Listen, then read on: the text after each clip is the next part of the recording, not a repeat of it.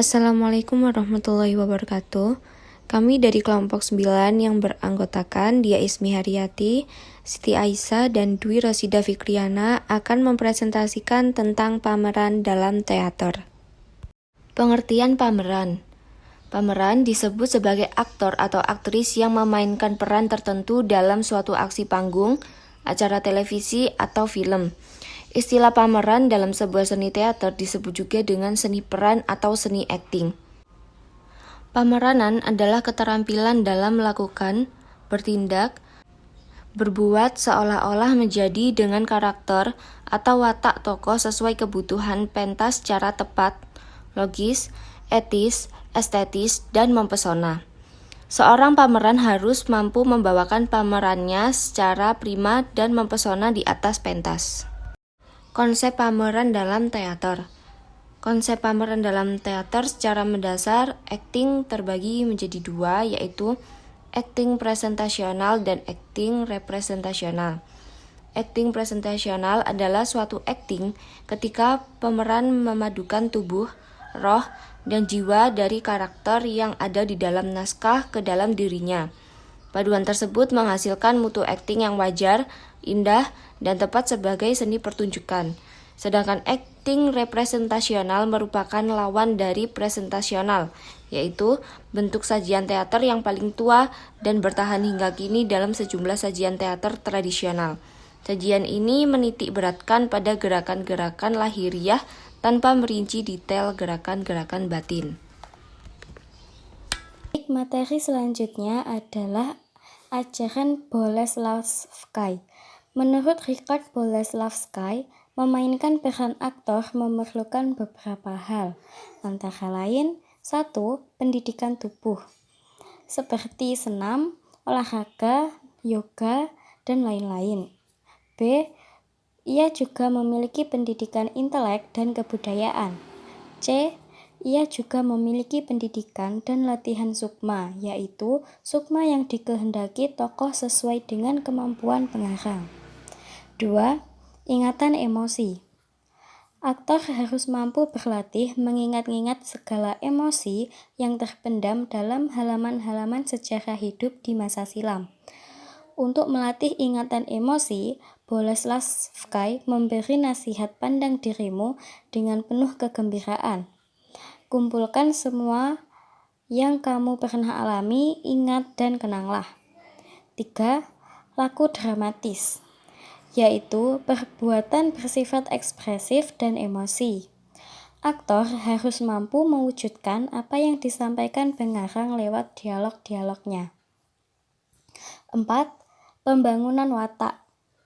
Orang yang diam tetapi pendendam dan punya sifat kejam.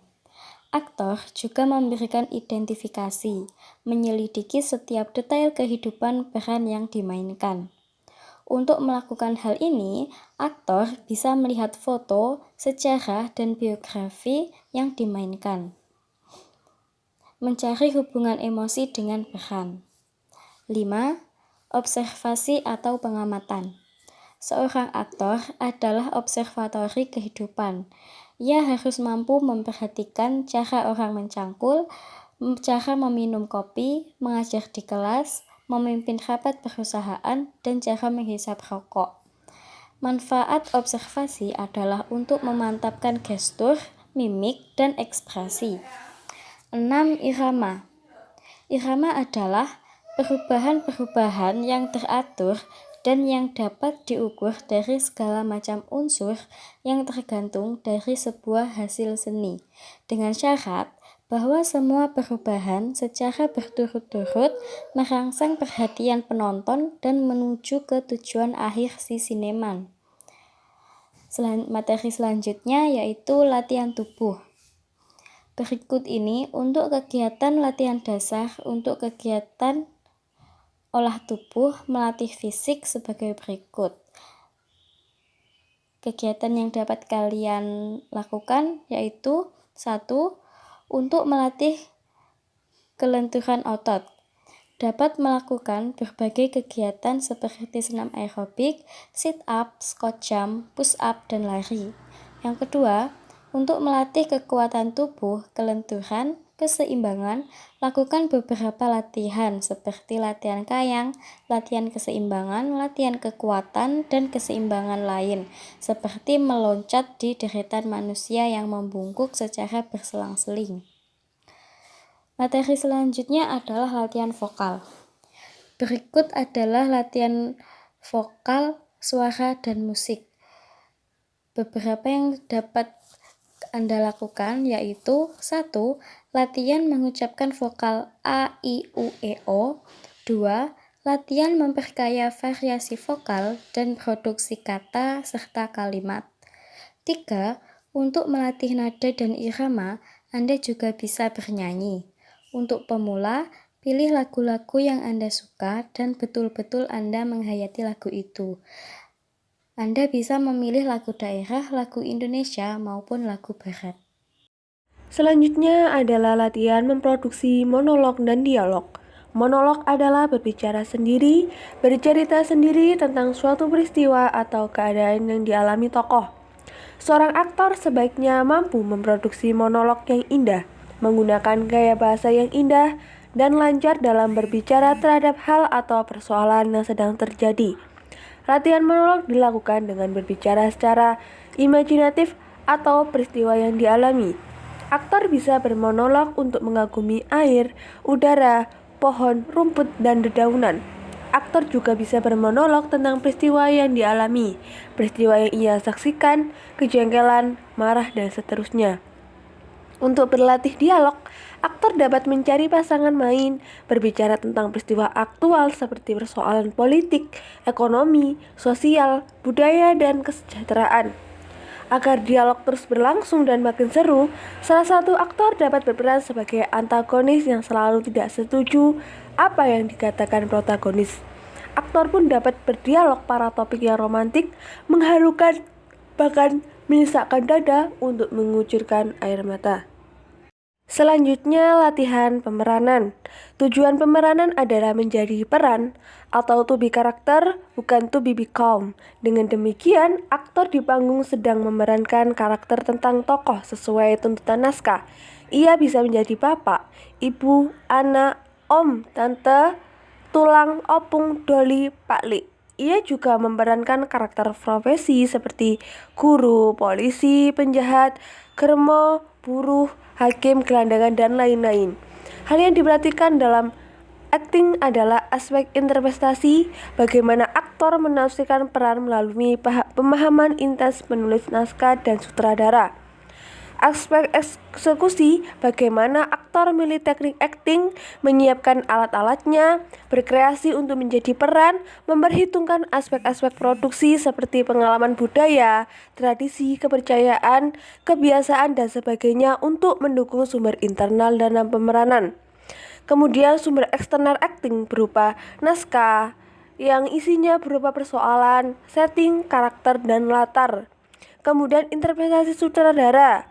Interpretasi aktor harus dalam dimensi interpretasi sutradara dan kondisi produksi, seperti faktor produksi, panggung, personel, dan lain-lain.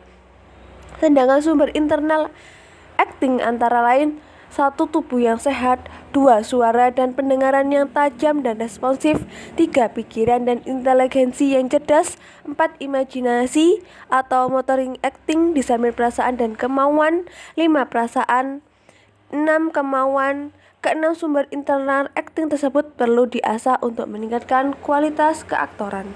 Kemudian faktor positif dan faktor negatif sumber internal acting. Adapun faktor positif dan faktor negatif sumber internal acting antara lain, yang pertama tubuh. Faktor positifnya menjadi sehat, terkoordinir, terlatih, lentur, rileks, peka, responsif, enak ditonton, dan merasa memiliki rumah di panggung. Faktor negatif kaku, tegang, tidak menurut, tidak terkuasai, tidak responsif, dan membosankan. Dengan berusaha latihan, tari, gerak indah, senam irama, anggar, yoga, aerobik, fitness terutama olahraga, berenang, cross country, mendaki gunung akan menjadi terlatih. Kemudian suara dan pendengaran. Faktor positif yakni terlatih dan berkembang menjadi kaya, kuat, bervariasi, kaya warna, bergetar, responsif, fleksibel, musikal, jangkauan tinggi rendah, napas panjang, proyeksi kuat, pendengaran yang peka, responsif dan sensitif. Faktor negatifnya monoton atau membosankan, sulit diproyeksi, kemudian berusaha dengan latihan-latihan vokal, menyanyi, gimnastik, atau olahraga mulut, pernafasan, latihan-latihan proyeksi seperti latihan pendengaran, musik asosiasi, dan mendengar alam. Ketiga, pikiran dan inteligensi. Faktor positif yakni menjadi sehat, intelek berkembang, reseptif, responsif, kritis, kreatif, kaya asosiasi. Faktor negatif, tertutup, tak berkembang, sempit, berprasangka, bebal, one side. Berusaha dengan latihan banyak membaca, banyak bergaul, banyak melihat hidup dan alam. Keempat, imajinasi. Faktor positif yakni terlatih, berkembang, bisa melihat, mendengar, dan merasakan dengan inner being. Faktor negatif, tumpul, miskin, dan kaku, dan tidak berkembang. Berusaha dengan latihan-latihan improvisasi, asosiasi musik, puisi, dan lukisan. Kelima, perasaan. Faktor positif menjadi peka, reseptif, responsif, dan terkontrol. Faktor negatifnya tumpul atau lepas. Berusaha dengan latihan-latihan improvisasi, latihan komunikasi intra dan interpersonal, lukisan, tari musik hidup, dan alam. Yang keenam, kemauan. Faktor positif menjadi tekun, rajin, keras, tak mudah patah. Faktor negatif menjadi malas, lekas puas diri, superiority kompleks, berusaha dengan latihan yoga, samadhi, konsentrasi, mendaki gunung, olahraga, dan lain-lain. Kesimpulan. Berdasarkan pembahasan yang telah dilakukan, dapat disimpulkan bahwa pameran dalam teater merupakan keterampilan dalam melakukan, bertindak, berbuat seolah-olah menjadi karakter atau watak tokoh sesuai kebutuhan pentas secara tepat, logis, etis, estetis, dan mempesona. Istilah pameranan disebut juga dengan istilah seni peran atau seni acting. Dalam sebuah pameranan memiliki suatu konsep, yaitu sebuah acting dan faktor pendukungnya. Baik, sekian dari kelompok kami. Wassalamualaikum warahmatullahi wabarakatuh.